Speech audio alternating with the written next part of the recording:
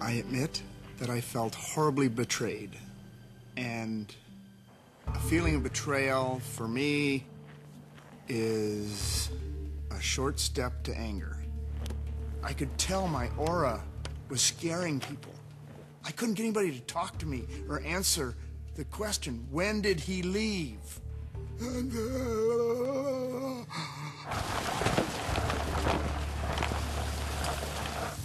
What time did we get here? 10 to 1.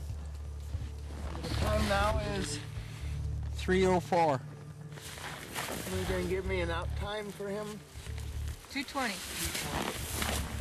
Clearly the cameraman got the brunt of my anger because I had this stinking light in my face and a camera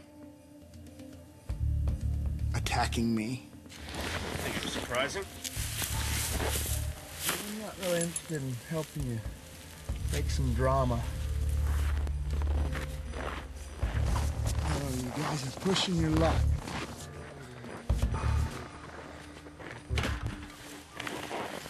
All right.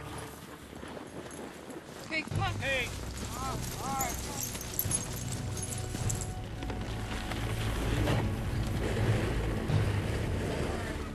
What we have here is a failure to communicate. Jeff leaves Elam exactly 50 minutes behind Lance, but he's still pulled by 16 strong and fast dogs. Lance Mackey's sneak out of Elam puts him in first. Jeff King is minutes behind. Martin Boozer is gaining ground, but needs a perfect run. Behind him is Didi Jonro. Further back, Roan Boozer is in 35th place. Bruce Linton is in 47th place, and Rick Holt is holding on in 58th position. 1,000 miles of hostile Alaskan outback, stretching from Anchorage to Nome. 14 racers have scratched and are out of the race. Those who remain face the most challenging leg yet of the toughest race on Earth. At the front of the pack, a battle for first place rages between four-time winner Jeff King and last year's champ Lance Mackey. Nothing personal. You're not going to outrun me in these hills. I'm the best. There's no shortage of confidence in these competitors, but it takes more than confidence to win the iditarod. Lance Mackey has a narrow 50-minute lead over Jeff King, and he's breaking trail on the way to the next checkpoint in White Mountain. Lance Mackey moving along good. He's really moving.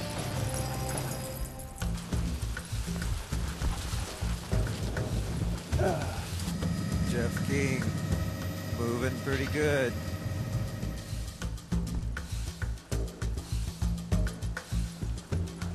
I know he's coming up as fast as he possibly can. He's hungry for this, and I know he's out to get me. He's taking a little personal maneuver I pulled back in Elam, probably a little embarrassing.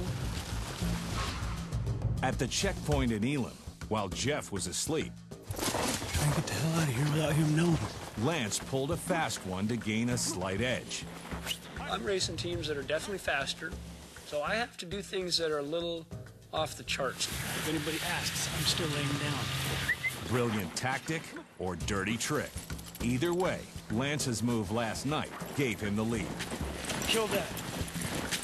You know, nothing personal. I told you days ago that I was going to have to try something a little different to outrun you.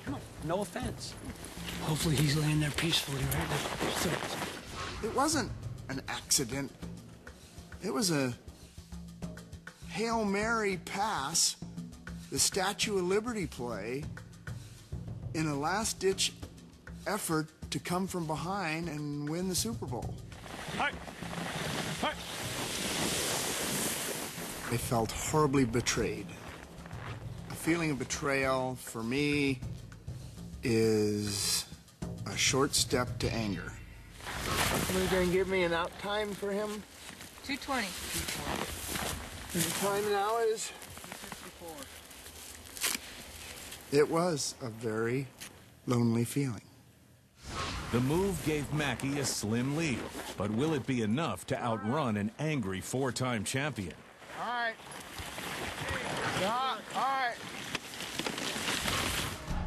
been bamboozled.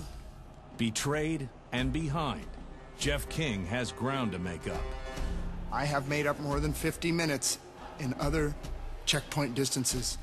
I may catch him before White Mountain as it is, and if I don't, I'll be curious to see how close it is, because the run from White Mountain to Nome is 77 miles.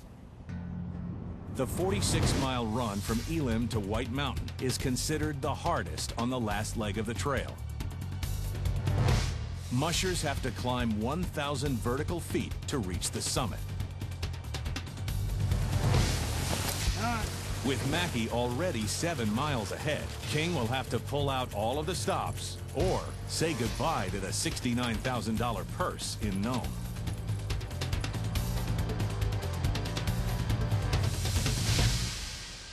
"20 miles back on the trail at Elim, Martin Boozer's come-from-behind strategy is being challenged. 3 mushing teams, including rival racer Ken Anderson, are all within minutes of Boozer. I'm in third right now. There's a couple of hotheads behind me. I know they're crazy enough to push, and whenever those yahoos get to beat a former champion, that's really exciting to me. From a competitor's point of view, I'm about to have the battle of my life with my buddy Ken Anderson. I want to beat that guy, and I'm going to beat that guy. That's my focus. Even though he had a little bit faster dog team, a little faster cruising speed, if I could just hang with him, I could beat him at the end in a sprint. Hey! Ho! Ho! Ho! All right! All right, ho! Here!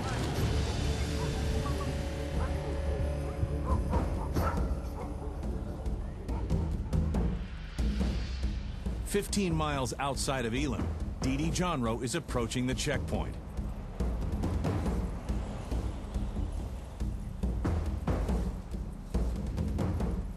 Cancer survivor Dee Johnrow has one of the fastest teams in the race, but the slushy course is slowing them down. G. Now, she's driving hard to claim her 15th top 10 finish. Good boys. There you go. That's a boy. There you go. Ha! This team is just coming of age.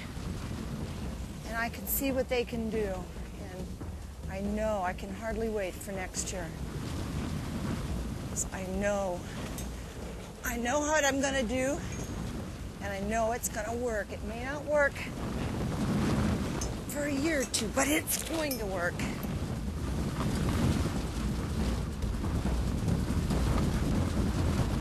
I was going to be able to easily finish with my dog team singing on their way into Nome.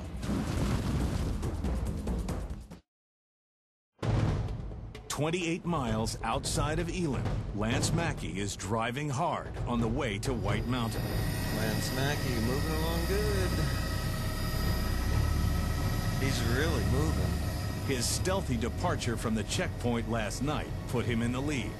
But by how much? Finally daylight. Been looking over my shoulder for about 4 hours now, it seems like.